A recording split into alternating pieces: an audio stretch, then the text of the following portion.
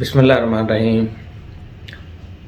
میرے ویورس اور میرے نئے سبسکرائبرس اور جہاں جہاں مجھے سنتے ہیں ان سب کو میرے دل کی عطا گہرائیوں کے ساتھ السلام علیکم ورحمۃ اللہ وبرکاتہ. اللہ پاک آپ سب کو خوش و خرم رکھے. ہمیشہ میری یہی دعا ہوتی ہے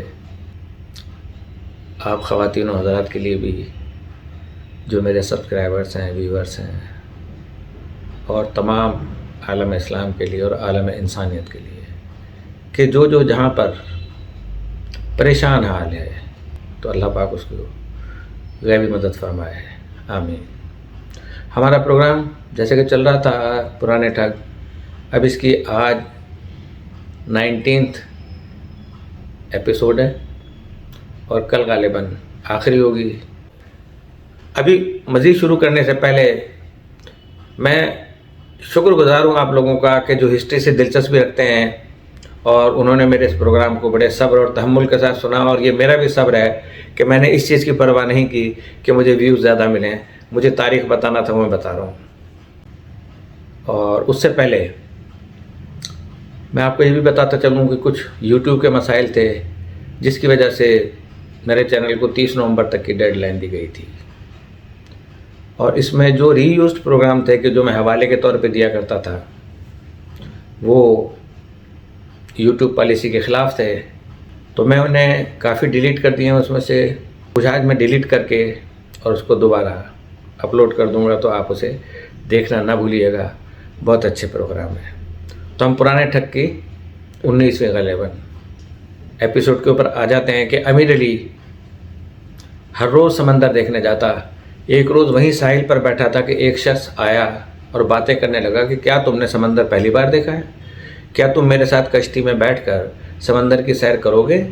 دونوں میں دوستی ہو گئی. وہ سبحان خان تھا. امیر علی نے اسے بتایا کہ وہ پہلے مرنئی گاؤں میں رہا کرتا تھا، اب جالون میں آباد ہے. مرنئی کا نام سن کر سبحان خان چونکا اور بولا، اعلیٰ خان بھائی سلام. امیر علی نے لہک کر جواب دیا، سلام علیکم. یہ ٹھگوں کا مخصوص سلام تھا. دونوں ٹھگ بغل گیر ہو گئے. سبحان خان نے پوچھا، اسماعیل جمعدار کو جانتے ہو؟ کیا وہ زندہ ہے؟ امیر علی نے کہا کہ وہ تو میرا باپ ہے اور بڑی عمر پائی ہے، حیات ہے، زندہ ہے. پھر دونوں نے ایک دوسرے کو اپنے قصے سنائے. سبحان خان بہت عرصہ پہلے بمبئی آیا تھا اور اب وہ ملازمت کرتا تھا. اس نے انکشاف کیا کہ میں نے سنا ہے کہ اندور اور مالو کا ایک بڑا تاجر 2 لاکھ روپے بھیجنے والا ہے. اگر 5واں حصہ مجھے دینے کا وعدہ کرو تو میں اور تفصیل بتا دوں گا. وعدہ ہو گیا. اگلے روز صبح سبحان خان پھر ملا اور اس نے بتایا کہ 15 روکڑیے سپاہیوں کی بھیس میں پونا سے اندور جائیں گے اور مال 3 اونٹوں پر لدا ہوا ہوگا. پونا سے یہ لوگ ناسک جائیں گے. وہاں پر ان پر ہاتھ ڈالنا ذرا مشکل ہے، بھوانی تمہیں کامیاب کرے. سبحان خان کی ہر بات درست نکلی. امیر علی کا ٹولہ آگے نکل گیا. ان کے عقب میں خزانہ بردار آ رہے تھے. ٹھگوں کا مارے خوشی کے برا حال تھا. جب دونوں قافلے قریب ہوئے تو ٹھگوں نے روکڑیوں کے دل موہ لینے کے سارے حربے آزمانے شروع کر دیے. دوستیاں ہو گئیں. اندور سے پہلے ایک پڑاؤ لگایا اور اس میں گانے بجانے اور ہنسی مذاق شروع ہوا. روکڑیے سوچ رہے تھے کہ ذرا دیر بعد چاند نکلے گا تو یہ لوگ چاندنی میں آگے روانہ ہو جائیں گے. ٹھگ سوچ رہے تھے کہ یہ ان لوگوں کی آخری چاندنی ہوگی. آخر رخصت کا وقت آ گیا. یہ لوگ گلے ملنے لگے. عین اسی وقت امیر علی نے نعرہ لگایا کہ پان لاؤ. رومال فضا میں یوں لہرائے کہ جیسے بجلی کونتی ہے اور دیکھتے ہی دیکھتے سارے خزانہ بردار مارنے والوں کے قدموں میں گر گئے. جھٹپٹ لاشوں کی جیبیں اور پگڑیاں ٹٹولی گئیں. مال غنیمت اکٹھا کیا گیا. لاشیں گاڑی گئیں اور ٹھگوں کا قافلہ اونٹوں کی مہاریں تھامے تیزی سے آگے چل پڑا. صبح تک یہ لوگ 20 کوس کا فاصلہ طے کر چکے تھے. قافلہ اندور سے 15 کوس دور رہا اور اجین کو دائیں ہاتھ پر چھوڑا. دن گرم تھے اس لیے سارا سفر راتوں میں کیا گیا اور قافلہ بالآخر جالون پہنچ گیا. اب عظیمہ غریب کے فرشتوں کو بھی خبر نہ تھی جو کہ امیر علی کی بیوی تھی کہ اس کا شوہر کیا ہے. وہ صرف اتنا جانتی تھی کہ وہ جب بھی کاروبار سے واپس آتا ہے تو اس کے ساتھ دولت آتی ہے اور اب تو بیٹی کے لیے زیور اور لباس بھی آنے لگے کیونکہ وہ بڑی ہو رہی تھی اور اس کے رشتے بھی آنے لگے تھے۔ اسی دوران نیا قافلہ تیار ہو گیا جس میں آگے آگے امیر علی، اس کا باپ پیر خان عرف پیرو اور گنیش تھے۔ راستے میں لوگوں کو بتایا گیا کہ ہم نظام کے ملازم ہیں، یعنی نظام دکن کے ملازم ہیں اور سالانہ چھٹیاں گزار کر بچا رہے ہیں۔ کئی روز بعد راستے میں 4 راہگیر ملے جنہیں گرانے کا فیصلہ کر لیا گیا۔ لالچی بہت تھے یہ ٹھگ جو ہیں، اور امیر علی بھی شدید ترین لالچی تھا، کسی کو راستے میں چھوڑا نہیں ان لوگوں نے۔ بہت ہی واہیات اور بیہودہ قسم کے ٹھگ تھے اس دور کے، مگر ایک غضب ہو گیا ان کو گرانے میں۔ ٹھگوں کے اس لشکر کے ساتھ پیر خان کا 10 برس کا نواسا بھی تھا جو ہر ایک کا لاڈلا تھا اور ہر طرف اپنی چھوٹی سی گاڑی دوڑائے پھرتا تھا۔ ہوا یہ کہ عین جس وقت 4 راہگیروں کو مارا جا رہا تھا اور ان کی جان نکل رہی تھی، لڑکا کہیں سے گھوڑی دوڑاتا ہوا آ گیا۔ اب پورا منظر اس کی آنکھوں کے سامنے تھا۔ پہلے تو اس پر سناٹا طاری ہو گیا اور وہ بت بن کر رہ گیا۔ اس کے بعد اس پر غشی کے دورے پڑنا شروع ہو گئے اور سارا بدن کانپنے لگا، ہر طرف ایک کوہرام مچ گیا۔ اسے ہوش میں لانے کی تدبیریں کی جانے لگیں۔ کچھ دیر بعد اس نے آنکھیں کھولی اور بولا، مجھے اس آدمی کا چہرہ یاد آ رہا ہے۔ یہ کہا اور اس کی گردن ڈھلک گئی۔ اس کا مرنا تھا کہ پیر خان امیر علی کے سامنے ہاتھ جوڑ کر کھڑا ہو گیا، لیکن منہ سے کچھ نہ بولا۔ چند روز بعد وہ بھی صدمے سے مر گیا۔ سخت جان ٹھگ اگلی صبح تک سب کچھ بھول گئے اور آگے چل پڑے۔ ابھی جبل پور سے کچھ دور تھے کہ پتہ چلا کہ ایک منشی ناگپور کی طرف سے آ رہا ہے اور مالدار ہے اور کافی دولت ساتھ لے کر چلے ہیں۔ پتہ نہیں کیا کرتے تھے یہ اتنی دولت کا۔ ان کے ساتھ ان کے ملازموں کے علاوہ ان کی بیوی، دودھ پیتا بچہ ہے۔ ٹھگوں نے ان سے مراسم بڑھا لیے اور 2 روز بعد ایک قصبے بسینی کے پہلو میں ان کا پڑاؤ ہوا۔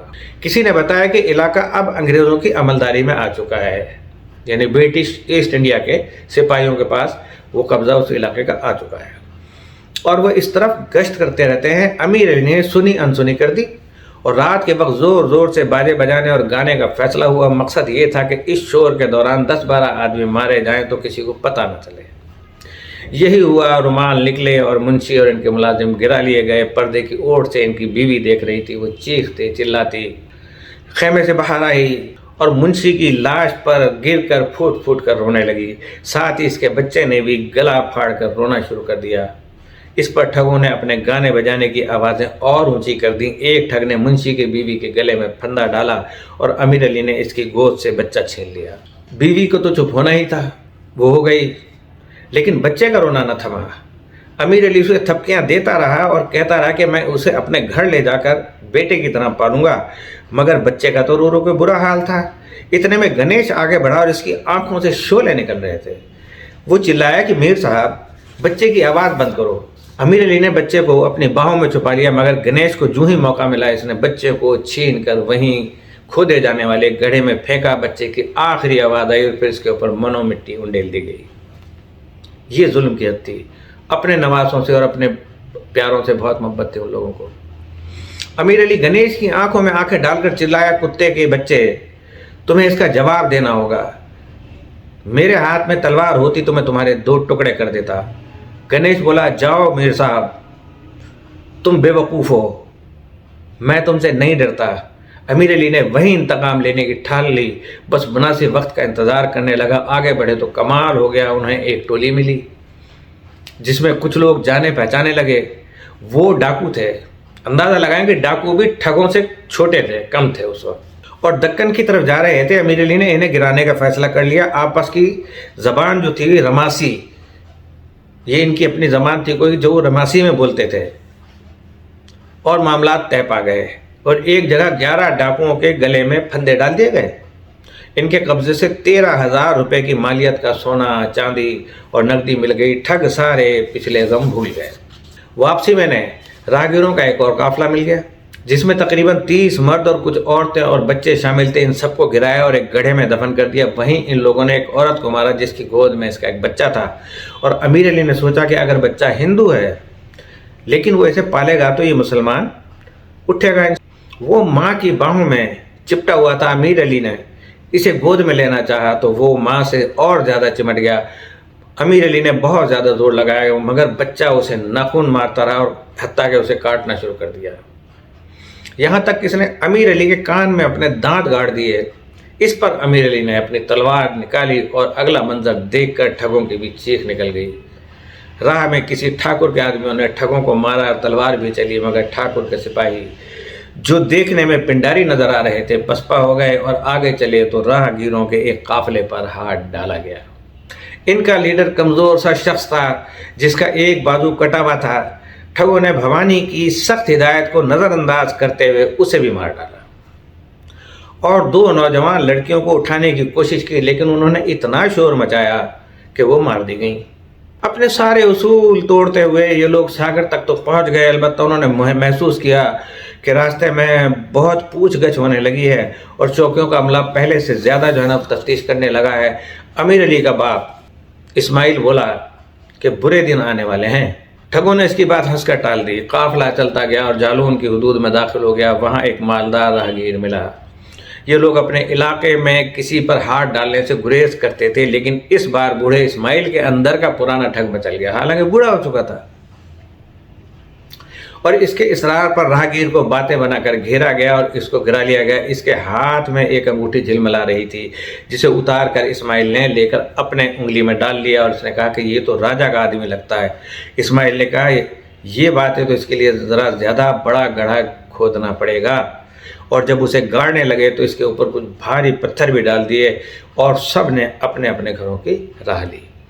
امیر علی نے گھر پہنچتے ہی بیوی اور بیٹی کو بھینچ بھینچ کر گلے سے لگایا اور اسی وقت ایک فیصلہ کیا کہ بس بہت ہو چکا، آج سے ٹھگی بند۔ اسی دوران خبر ملی کہ ایک انگریز افسر جالون کے راجا کے پاس آیا تھا اور اسے کمپنی بہادر کی جانب سے تحفظ کا یقین دلایا گیا ہے۔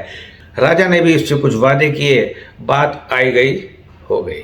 اس طرح 2 سال گزر گئے، بیٹی کی شادی کی تیاریاں شروع ہو گئیں اور گھر میں دھوم دھام کا عالم تھا کہ دروازے پہ زور کی دستک ہوئی۔ امیر علی نے گھبرا کر باپ کی صورت دیکھی۔ باپ اطمینان دلاتے ہوئے اٹھا اور دروازہ کھولا، یوں لگا کہ جیسے تیز جھونکا ہوا کا آ گیا ہے اور اسماعیل کو کھینچ کر لے گیا۔ اس کے ساتھ ہی راجا کے سپاہی گھر میں گھس آئے، امیر علی کو رسیوں میں جکڑا اور دونوں کو کھینچتے ہوئے لے گئے۔ راجا کا دربار لگا ہوا تھا، دونوں قیدیوں کو پیش کیا گیا۔ راجا نے امیر علی سے کہا یہ میں کیا سن رہا ہوں، تم لوگ تاجر نہیں بلکہ ٹھگ ہو، کیا یہ بات صحیح ہے؟ امیر علی نے صاف مکر گیا اور صرف یہ کہہ کر رہ گیا کہ آپ کے ساتھ ہمارا لین دین ایمانداری کے ساتھ ہو رہا ہے، یعنی ہم آپ کو ٹیکس دے رہے ہیں آپ کے جاگیر کا جہاں پر ہم رہتے ہیں اب آپ کے ساتھ۔ راجا نے کہا تمہارا ایک ساتھی گواہی دینے آ رہا ہے۔ اس وقت وہ شخص لایا گیا کہ جس کا نام سورج تھا اور جو امیر علی کی ٹولی کے ساتھ وارداتیں کیا کرتا تھا۔ اس نے نہ صرف سارا سچ اگل دیا بلکہ یہ بھی بتا دیا کہ راجا کے دوست جسونت سنگھ کو امیر علی کے باپ نے ہلاک کر کے گاڑا ہے۔ راجا یہ سن کر چیخ اٹھا، جسونت سنگھ مر گیا؟ وہ تو سفر پر گیا ہوا ہے۔ گواہ نے کہا کہ اس کی انگوٹھی اس وقت بھی اسماعیل نے پہن رکھی ہے۔ جوہری کو بلایا گیا جس نے نہ صرف انگوٹھی شناخت کر لی بلکہ بتایا گیا کہ اس کے اندر جسونت سنگھ کا نام بھی کھدا ہوا ہے۔ اس کے بعد راجا اپنے حواس کھو بیٹھا، اس کی آنکھوں سے شرارے پھوٹنے لگے اور معلوم ہوتا تھا کہ اٹھ کر وہ اپنے ہاتھوں سے اسماعیل کا گلا گھونٹ دے گا۔ فوراً ہی اسماعیل کی سزا کا حکم ہو گیا کہ اس کو ہاتھی کے پاؤں تلے جو ہے کچل دیا جائے۔ مہاوت ہاتھی لے کر آ گیا۔ مہاوت وہ کہ جو ہاتھیوں کو پالتے ہیں، جیسے گھوڑوں کے لیے سائز ہوتے ہیں۔ زنجیروں میں جکڑے ہوئے اسماعیل کو ایک بڑے پتھر کے اوپر جھکا دیا گیا۔ مہاوت نے ہاتھی کی مستک میں انگنس گڑو دیا۔ ہاتھی بلبلاتا ہوا چلا اور ایک پاؤں سے اسماعیل کو رونتا چلا گیا۔ امیر علی کو سلاخوں کے پیچھے کوٹھڑی میں پھینک دیا گیا جہاں شہر کے لڑکوں نے اسے چھیڑنا اور ستانا شروع کر دیا۔ اس نے لڑکوں سے کہا کہ کسی کو عظیمہ کی خبر ہے؟ اس پر لڑکے عظیمہ کی نقلیں اتارنے لگے۔ امیر علی نے رو رو کر اپنا برا حال کر لیا۔ اب رو رہا تھا جب اپنے اوپر دکھ جھیلنے پڑے۔ باپ کے مرنے کا منظر اس کی آنکھوں میں گھومتا رہا۔ راجا نے 2 دن تک اسے کوئی کھانا پانی نہ دیا۔ تیسرے دن جب کوئی شخص سامنے سے گزرتا تو امیر علی اسے پکارتا تو وہ یوں چلا جاتا تھا جیسے اس نے کچھ سنا ہی نہیں۔ بالآخر ان میں سے ایک رکا اور قریب آیا۔ وہ کبھی امیر علی کا ملازم رہ چکا تھا۔ اس نے امیر علی کو چپکے سے کچھ پانی اور کچھ روٹی دی اور کہا کہ کسی کو خبر نہ ہونے پائے۔ امیر علی نے اس کی خوشامد کی کہ عظیمہ اور اس کی بیٹی کی خبر لائے۔ اگلے روز وہ خبر لایا اور بہت بری خبر لایا کہ عظیمہ اور تمہاری بیٹی کو راجا نے گھر سے نکال دیا ہے، سارا گھر لوٹ لیا ہے۔ ان دونوں کو مولوی صاحب نے اپنے گھر پہ رکھ لیا ہے اور عظیمہ کو ایک چپسی لگ گئی ہے اور دوسرے دن عظیمہ کا انتقال ہو گیا ہے۔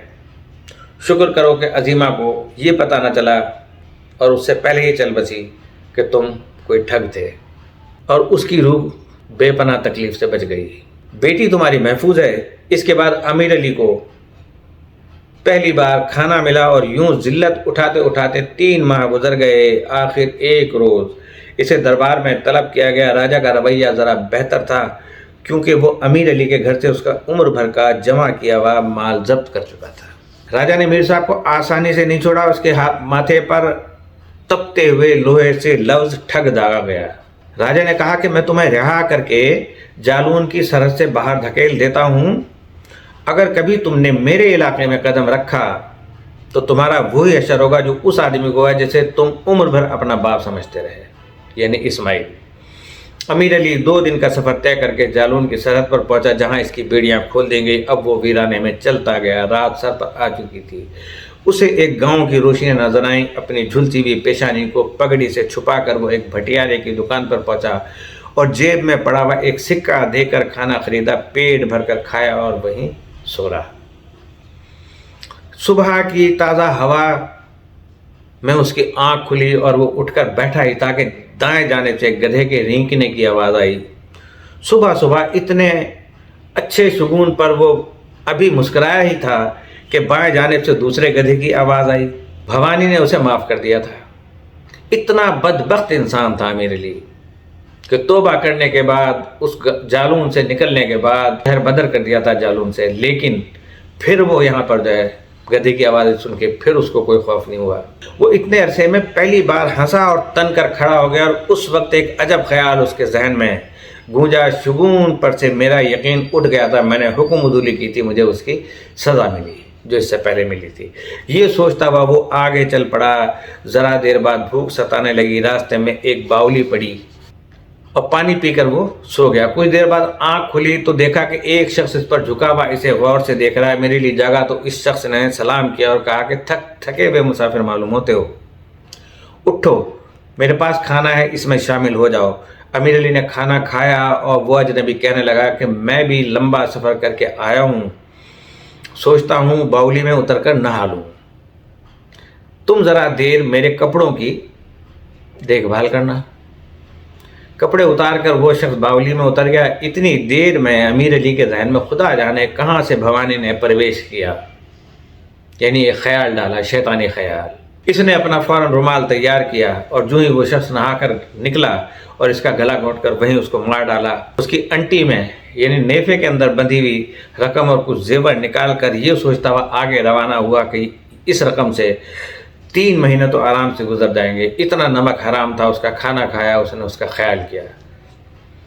اگلے روز جمنا کے کنارے کالپی پہنچا جہاں وہ ایک تنبولی کی دکان پر بیٹھا تھا کہ وہاں کچھ لوگ آئے جن کی باتوں سے پتہ چلا کہ وہ تاجر ہیں اور وہ بانڈا کے راستے چھترپور جا رہے ہیں۔ چھترپور کا نام سنتے ہی اسے یاد آیا کہ وہاں تو کئی ٹھگ رہتے ہیں۔ آج کا پروگرام ہم یہیں پہ اختتام کرتے ہیں۔ کل انشاءاللہ آخری ایپیسوڈ اس کا ہوگا اور اس کے بعد جو ہے میرے درمیان میں وہ ڈیلیٹڈ پروگرام جو ہیں وہ انشاءاللہ چلتے رہیں گے۔ آپ لوگ ان سے کچھ سنیے گا۔ مذہبی پروگرام بھی ہیں اور معاشرتی پروگرام بھی ہیں، اور انہیں لائک اور سبسکرائب ضرور کیجیے گا۔ اجازت چاہتا ہوں اس دعا کے ساتھ، اللہ پاک ہم سب کی جان و مال و عزت و آبرو کی حفاظت فرمائے اور ہمارے مملکت خدا داد پاکستان کو استحکام عطا فرمائے اور شر پسندوں سے ہمارے ملک کو اور ہماری بستیوں کو اور ہمارے شہروں کو آباد رکھے، آمین۔ السلام علیکم ورحمۃ اللہ وبرکاتہ۔